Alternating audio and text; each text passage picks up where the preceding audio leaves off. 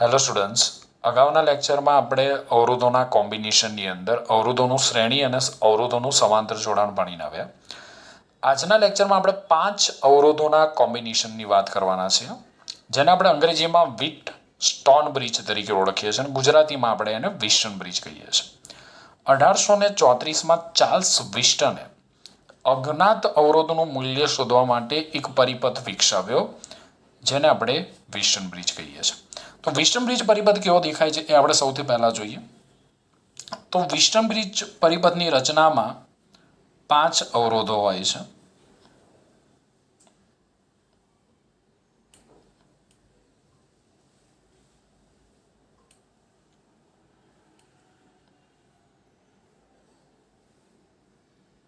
આ રીતે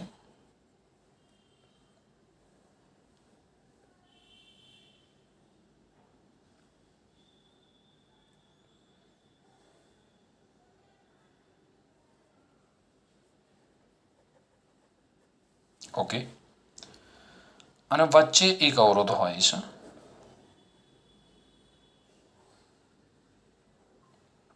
યસ, અને બે બિંદુઓ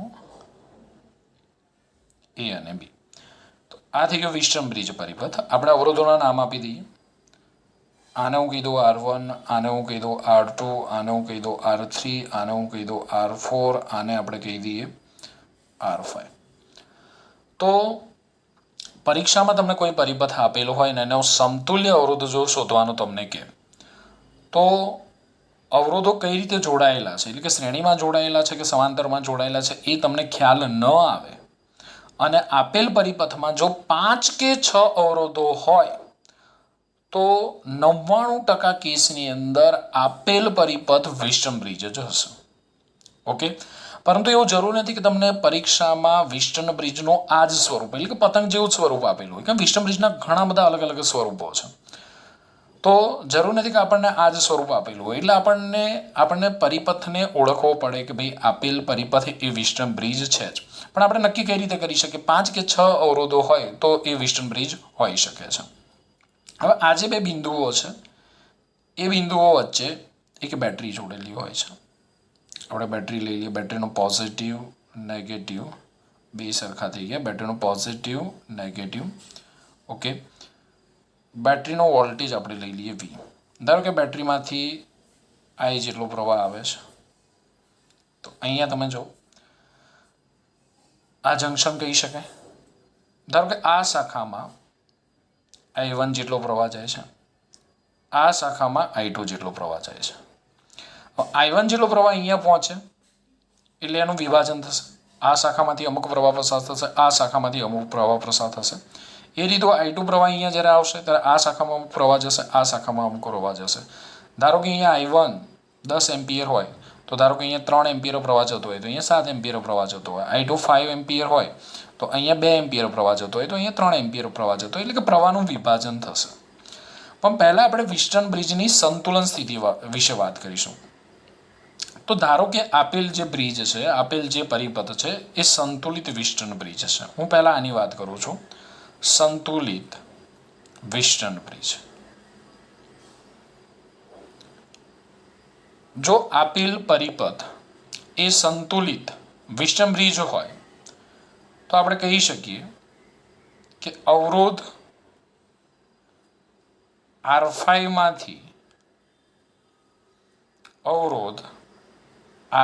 માંથી પ્રવાહ પસાર થશે નહીં.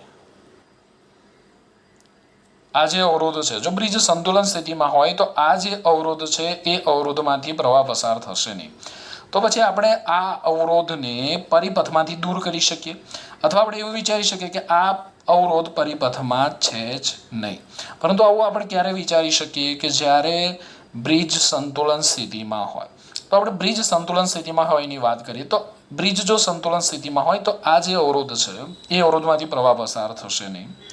એટલે કે આપણે અવરોધને આપેલ પરિપથમાંથી દૂર કરી શકીએ છીએ.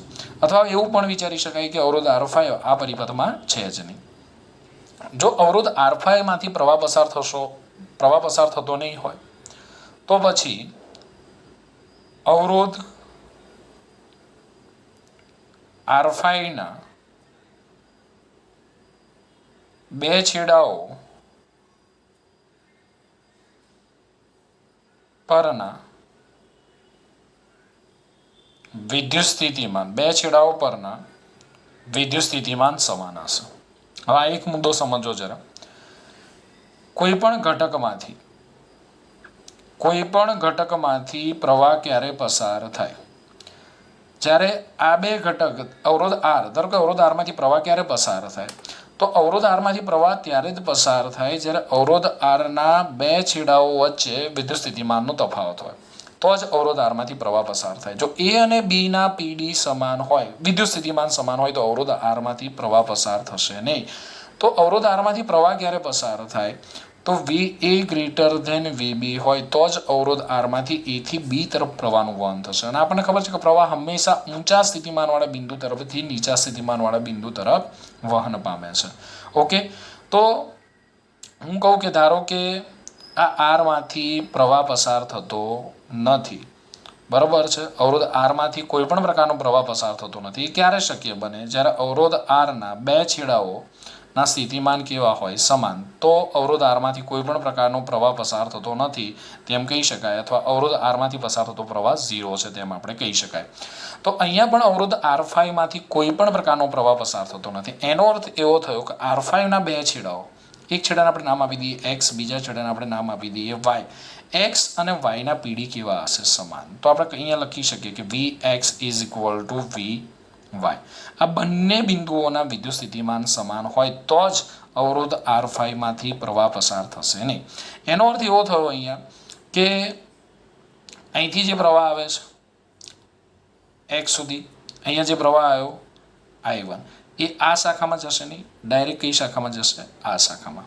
ઓકે, કારણ કે બ્રિજ આપણે સંતુલન સ્થિતિમાં વિચાર્યો છે. એ રીતે અહીંયા જે પ્રવાહ આવ્યો છે I2, આ જે પ્રવાહ છે I2 આ શાખામાં જશે નહીં, ડાયરેક્ટ પ્રવાહ આ શાખામાં જશે.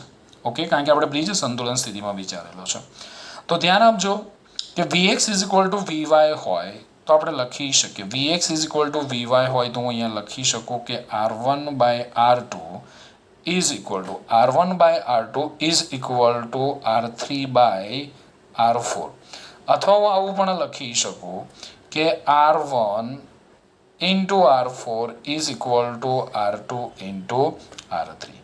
તો આ બધી શરતો થઈ, પણ આ ધ્યાન રાખજો કે R1/R2 is equal two R3/R4 હોય તો જ બ્રિજ સંતુલન સ્થિતિમાં છે તેમ કહેવાય. ને એવું ક્યારે બને? જ્યારે Vx is equal to Vy હોય તો જ R1/R2 is equal two R3/R4 થાય. અથવા આપણે ઊંધી રીતે પણ વિચારી શકીએ કે R1/R2 is equal two R3/R4 હોય તો જ Vx is equal to Vy થાય. તો બ્રિજ સંતુલન સ્થિતિમાં હોય તો આપણે કહી શકીએ કે અવરોધ R5 માંથી કોઈ પણ પ્રકારનો પ્રવાહ પસાર થતો નથી. આ સ્થિતિમાં અવરોધ R5 ના બે છેડાઓના સ્થિતિમાન સમાન થશે, એટલે કે Vx is equal to Vy થશે. જો Vx is equal to Vy હોય તો R1/R2 is equal two R3/R4 હોય, એટલે કે R1 into R4 is equal to R2 into R3 થાય. પરંતુ આ ત્યારે જ શક્ય બને જ્યારે બ્રિજ સંતુલન સ્થિતિમાં હોય. તો આની આપણે સાબિતી જોઈએ. ઓકે, આપણે અહીંયા ધારી લીધું કે ભાઈ વિષમ બ્રિજ એ સંતુલન સ્થિતિમાં હોય તો R1/R2 is equal two R3/R4 થાય.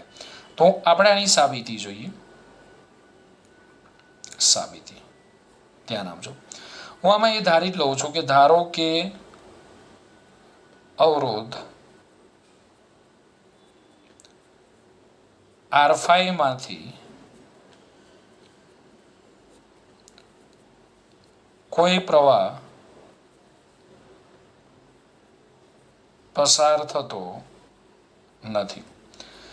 ધારો કે અવરોધ R5 માંથી કોઈ પણ પ્રકારનો પ્રવાહ પસાર થતો નથી. આને હું એ બિંદુ કહી દઉં. ઓકે, આને હું બી બિંદુ કહી દઉં. આપણે સાબિત કરવું છે R1/R2 is equal two R3/R4. તો તમને જે લૂપ દેખાય છે પહેલું લૂપ, એમાં કિર્ચોફનો નિયમ વાપરો. ચલો, AXYA બંધ ગાળા AXY માં કિર્ચોફનો બીજો નિયમ વાપરતા કે લગાડતા. ઓકે, જો શું થશે? આપણી મુસાફરી પ્રવાહની દિશામાં, પ્રવાહની દિશામાં હોય તો વિદ્યુત સ્થિતિમાનમાં ઘટાડો થાય. તો અવરોધ R1માં આપણી મુસાફરી પ્રવાહની દિશામાં છે એટલે વિદ્યુત સ્થિતિમાનમાં I1 R1 જેટલો ઘટાડો થાય. ઓકે, R5માંથી કોઈ પણ પ્રકારનો પ્રવાહ પસાર થતો નથી. અહીંથી આપણે વાયથી એ તરફ જઈએ તો અવરોધ R2માં આપણી મુસાફરી પ્રવાહની કઈ દિશામાં છે? વિરુદ્ધ દિશામાં. તો વિદ્યુત સ્થિતિમાનમાં I2 R2 જેટલો વધારો થશે ઇઝ ઇક્વલ ટુ 0. તો હું આને આ રીતે લખી શકું, I1 R1 is equal to I2 R2. આને હું કહી દઉં સમીકરણ નંબર 1. આને હું કહી દઉં સમીકરણ નંબર 1. ચલો બીજો એક બંધ ગાળો લઈએ. બંધ ગાળા ગમે તે દિશામાં તમે કિર્ચોફનો નિયમ વાપરી શકો. અહીંથી લઈએ, એક્સથી લઈએ, ચલો કંઈ વાંધો નહીં, અથવા બીથી લો, કોઈ પણ પ્રોબ્લેમ નથી. ચલો આ દિશામાં.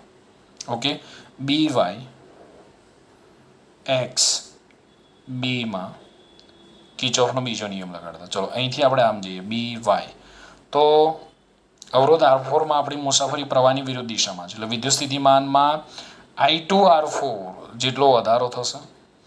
ઓકે, R5માંથી કોઈ પણ પ્રકારનો પ્રવાહ પસાર થતો નથી. ચલો હવે એક્સથી બી જઈએ તો અવરોધ R3માં આપણી મુસાફરી પ્રવાહની દિશામાં છે. વિદ્યુત સ્થિતિમાનમાં I1 R3 જેટલો ઘટાડો થશે ઇઝ ઇક્વલ ટુ 0. બી બિંદુ પાસે પાછા આવ્યા તો આને આપણે લખવું હોય તો આ રીતે લખી શકીએ, I2 R4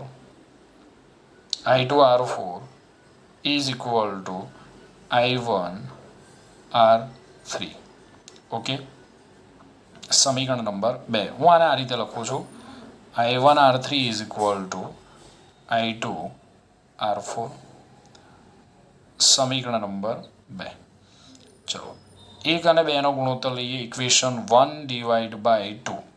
તો જો I1 R1 by I1 R3 is equal to I2 R2 by I2 R4. I1 ગયા, I2 ગયા, તો આપણને શું મળ્યું? R1 by R3 is equal to R2 by R4. હું આને આ રીતે લખી શકું, R1 by R2 is equal to R3 by R4. અથવા આપણે આને આ રીતે લખી શકીએ, R1 into R4 is equal to R2 into R3. તો વિષમ બ્રિજની મદદથી આપણે કોઈ અજ્ઞાત અવરોધનું મૂલ્ય શોધી શકીએ છીએ. આ જે 4 અવરોધો છે એ 4 અવરોધોમાંથી 3 અવરોધ જ્ઞાત હોય છે અને 1 અવરોધ અજ્ઞાત હોય છે. તો એ અજ્ઞાત અવરોધનું મૂલ્ય આપણે આ સમીકરણની મદદથી શોધી શકીએ, R1 by R2 is equal to R3 by R4. આ શરતનું પાલન થાય તો જ વિસ્ટર્ન બ્રિજ સંતુલન સ્થિતિમાં કહેવાય. અને આ સ્થિતિમાં એટલે કે વિષમ બ્રિજ સંતુલન સ્થિતિમાં હોય તો અવરોધ R5માંથી એટલે કે અહીંયા જે પણ અવરોધ જોડેલો હોય એમાંથી કોઈ પણ પ્રકારનો પ્રવાહ પસાર થાય નહીં અને આ અવરોધના 2 છેડાઓના વિદ્યુત સ્થિતિમાન સમાન હોય. આટલું યાદ રાખવાનું છે કે બ્રિજ સંતુલન સ્થિતિમાં છે એવું ક્યારે કહેવાય? જ્યારે આ શરતનું પાલન થાય. કઈ શરત? R1 by R2 is equal to R3 by R4.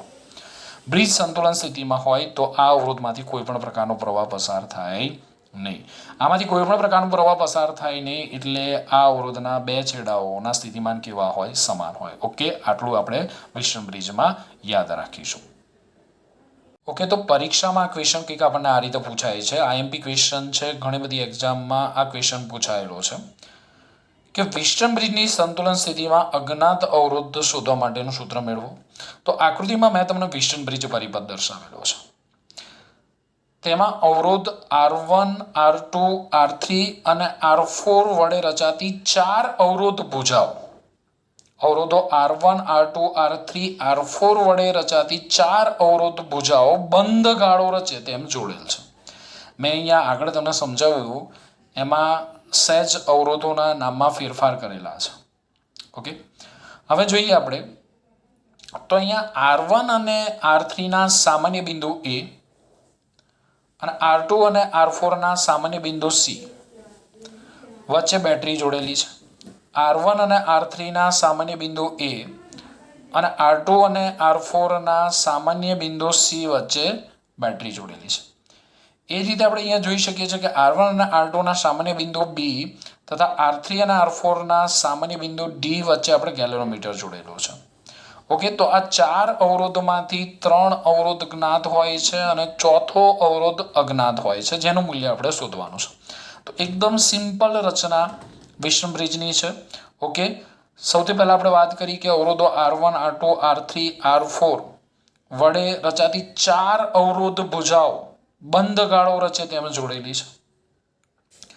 આપણે R1 અને R3 ના સામાન્ય બિંદુ A અને R2 અને R4 ના સામાન્ય બિંદુ C, A અને C વચ્ચે બેટરી જોડેલી છે. R1 અને R2 ના સામાન્ય બિંદુ B અને R3 અને R4 ના સામાન્ય બિંદુ D વચ્ચે આપણે ગેલ્વેનોમીટર જોડેલું છે. આ 4 અવરોધો R1 R2 R3 R4 માંથી 3 અવરોધ જ્ઞાત હોય છે, 1 અવરોધ અજ્ઞાત હોય છે. હવે આ 3 જ્ઞાત અવરોધો, આ 4 માંથી 3 જ્ઞાત અવરોધનું મૂલ્ય એવું પસંદ કરવામાં આવે જેથી ગેલ્વેનોમીટર શૂન્ય આવર્તન દર્શાવે. ગેલ્વેનોમીટર અત્યારે શૂન્ય જ આવર્તન દર્શાવે છે, એટલે ગેલ્વેનોમીટરમાંથી કોઈ જ પ્રવાહ પસાર થતો નથી. ગેલ્વેનોમીટરમાંથી પસાર થતો પ્રવાહ Ig ઇઝ ઇક્વલ ટુ 0. આપણે 3 અવરોધોનું મૂલ્ય એવું પસંદ કરીએ છીએ કે જેથી ગેલ્વેનોમીટરમાંથી કોઈ જ પ્રવાહ, ગેલ્વેનોમીટરનું કોણાવર્તન શૂન્ય દર્શાવે, એટલે કે ગેલ્વેનોમીટરમાંથી કોઈ જ પ્રવાહ પસાર થતો નથી. આ સ્થિતિમાં વિસ્ટન બ્રિજ સંતુલન સ્થિતિમાં છે તેમ કહેવાય. હમણાં આપણે આગળ ચર્ચા કરી કે વિસ્ટન બ્રિજ સંતુલન સ્થિતિમાં હોય તો એ માટેની શરતો કઈ, પણ અત્યારે તમને ખબર પડે છે કે વિસ્ટન બ્રિજ સંતુલન સ્થિતિમાં છે એવું ક્યારે કહી શકાય તો 4 અવરોધોમાંથી 3 જ્ઞાત અવરોધોનું મૂલ્ય એવું પસંદ કરવામાં આવે. ફરીથી કહું છું, સાંભળજો. 3 અવરોધો, કોઈ પણ 3 અવરોધો, ધારો કે મારે R2 ની વેલ્યુ શોધવી છે. ચલો, R2 કેટલો છે? તો R1 R3 R4 ની વેલ્યુ એવી પસંદ કરવામાં આવે કે જેથી ગેલ્વેનોમીટર શૂન્ય આવર્તન દર્શાવે. આ સ્થિતિમાં ગેલ્વેનોમીટરમાંથી કોઈ પણ પ્રકારનો પ્રવાહ પસાર થતો નથી અને આ સ્થિતિમાં આપેલ બ્રિજ સંતુલન સ્થિતિમાં છે તેમ કહેવાય. ગેલ્વેનોમીટરમાંથી કોઈ પણ પ્રકારનો પ્રવાહ પસાર થતો ન હોય, અહીંયા કોઈ અવરોધ જોડેલો હોય, એમાંથી કોઈ પણ પ્રકારનો પ્રવાહ પસાર થતો ન હોય તો બ્રિજ સંતુલન સ્થિતિમાં છે તેમ કહી શકાય. ઓકે, ક્લિયર અહીંયા સુધી?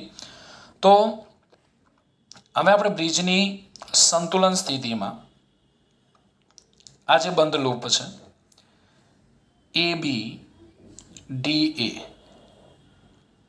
ABDA, એમાં આપણે કિર્ચોફનો બીજો નિયમ લગાડીએ તો હવે અહીંયા તમને ખબર પડી કે ભાઈ ગેલ્વેનોમીટરમાંથી કોઈ પણ પ્રકારનો પ્રવાહ પસાર થતો નથી, એટલે આ શાખામાં કોઈ પણ પ્રવાહ આવશે નહીં. એટલે બેટરીમાંથી જે I1 જેટલો પ્રવાહ આવે છે એ બેટરીમાંથી I જેટલો જે પ્રવાહ આવે છે એ I માંથી I1 જેટલો પ્રવાહ AB શાખામાં જાય છે, I2 જેટલો પ્રવાહ AD શાખામાં જાય છે. અહીંયા કોઈ જ પ્રવાહ દાખલ થશે નહીં. ગેલ્વેનોમીટરમાંથી કોઈ પણ પ્રકારનો પ્રવાહ પસાર થતો નથી, એટલે B અને D બિંદુના વિદ્યુત સ્થિતિમાન સમાન થશે. એટલે આ પ્રવાહ ડાયરેક્ટ બાયપાસ BC શાખામાં જશે. એ જ રીતે I2 પ્રવાહ ડાયરેક્ટ DC શાખામાં જશે. આ શાખામાં કોઈ પ્રવાહ પસાર થશે નહીં, કે B અને D ના સ્થિતિમાન કેવા છે? સમાન છે. ઓકે, બ્રિજ સંતુલન સ્થિતિમાં છે એટલે B અને D ના સ્થિતિમાન સમાન થશે. ઓકે, તો હવે આપણે આ બંધ ગાળામાં કિર્ચોફનો બીજો નિયમ લાગુ પાડીએ તો R1 માં આપણી મુસાફરી પ્રવાહની દિશામાં હોવાથી વિદ્યુત સ્થિતિમાનમાં I1 R1 જેટલો ઘટાડો થશે. ઓકે, અહીંયા તો ગેલ્વેનોમીટરમાંથી પસાર થતો પ્રવાહ 0 છે. DA શાખામાં જોઈએ તો R3 માં આપણી મુસાફરી, આપણે આ દિશામાં આપણે કિર્ચોફનો નિયમ વાપરીએ છીએ ને, જો ABDA, A થી ગયા B, B થી ગયા D, D થી જઈએ A. તો અવરોધ R3 માં આપણી મુસાફરી પ્રવાહની વિરુદ્ધ દિશામાં હોવાથી વિદ્યુત સ્થિતિમાનમાં I2 R3 જેટલો વધારો થશે. R3 માંથી કેટલો પ્રવાહ પસાર થાય છે? I2. ઓકે, ખબર પડી આ સમીકરણમાં? માટે આપણે લખી શકીએ I1 R1 is equal to I2 R3. હવે બીજો લૂપ લઈએ. જો આ લૂપની અંદર આપણે કઈ રીતે કિર્ચોફનો નિયમ લગાડીએ તો B થી આપણે જઈશું C, C થી જઈશું D ને D થી જઈશું B. ઓકે, તો લૂપ BCDB ને કિર્ચોફનો બીજો નિયમ આપણે લગાડીએ તો કઈ રીતે લખાશે? જો અવરોધ R2 માં આપણી મુસાફરી કઈ દિશામાં છે? તો અવરોધ R2 માં આપણી મુસાફરી પ્રવાહની દિશામાં. વિદ્યુત સ્થિતિમાનમાં I1 R2 જેટલો ઘટાડો થશે. ઓકે, સમજો અહીંયા અવરોધ R2 માં આપણી મુસાફરી પ્રવાહની દિશામાં. આપણે કયો માર્ગ પસંદ કર્યો છે? BCDB માર્ગ પસંદ કર્યો છે. ઓકે, તો સ્થિતિમાનમાં I1 R2 જેટલો ઘટાડો થશે. ચલો C થી D જઈએ તો અવરોધ R4 માં આપણી મુસાફરી પ્રવાહની વિરુદ્ધ દિશામાં છે. વિદ્યુત સ્થિતિમાનમાં I2 R4 જેટલો વધારો થશે એટલે plus I2 R4 is equal two 0. ખબર પડી? ફરી એકવાર બંને સમીકરણ સમજો. R1 માં આપણી મુસાફરી પ્રવાહની દિશામાં છે માટે વિદ્યુત સ્થિતિમાનમાં ઘટાડો થશે માટે નેગેટિવ સાઇન છે. R3 માં આપણી મુસાફરી પ્રવાહની વિરુદ્ધ દિશામાં છે માટે સ્થિતિમાનમાં વધારો થશે માટે પોઝિટિવ સાઇન છે. ઓકે, એ જ રીતે R2 માં આપણી મુસાફરી પ્રવાહની દિશામાં છે, વિદ્યુત સ્થિતિમાનમાં ઘટાડો થશે, નેગેટિવ સાઇન છે. R4 માં આપણી મુસાફરી પ્રવાહની વિરુદ્ધ દિશામાં છે, સ્થિતિમાનમાં વધારો થશે માટે પોઝિટિવ સાઇન છે. માટે આ સમીકરણ આપણે આ રીતે લખી શકીએ I1 R2 = I2 R4. પહેલું સમીકરણ મળ્યું I1 R1 = I2 R3. બીજું સમીકરણ મળ્યું I1 R2 = I2 R4. આ બંને સમીકરણનો ગુણોત્તર લઈ લઈએ 1/2. તો I1 R1 by I1 R2 = I2 R3 by I2 R4. I1 I1 cut, I2 I2 cut. R1 by R2 = R3 by R4. આ સમીકરણ હું આ રીતે પણ લખી શકું R1 by R3 = R2 by R4. જો ત્રણ અવરોધોના મૂલ્યો જાણતા હોય R1 R3 અને R4 ના, તો એ ત્રણેય અવરોધોના મૂલ્યો આપણે આ સમીકરણમાં મૂકીને R2 નું મૂલ્ય શોધી શકાય. તો આમ આપણે વિસ્ટન બ્રિજની મદદથી અજ્ઞાત અવરોધનું મૂલ્ય શોધી શકીએ છીએ. અને વિસ્ટન બ્રિજ સંતુલન સ્થિતિમાં છે એવું ક્યારે કહેવાય? તો જ્યારે R1 by R3 = R2 by R4 થાય તો વિસ્ટન બ્રિજ સંતુલન સ્થિતિમાં છે તેમ કહેવાય. અને આ સ્થિતિમાં ગેલ્વેનોમીટરમાંથી કોઈ પણ પ્રકારનો પ્રવાહ પસાર થતો નથી. ઓકે, તો એકદમ સિમ્પલ થિયરી છે, તૈયાર કરી નાખવાની છે, 2 વાર લખી નાખવાની છે, સ્ક્રીનશોટ લેવો હોય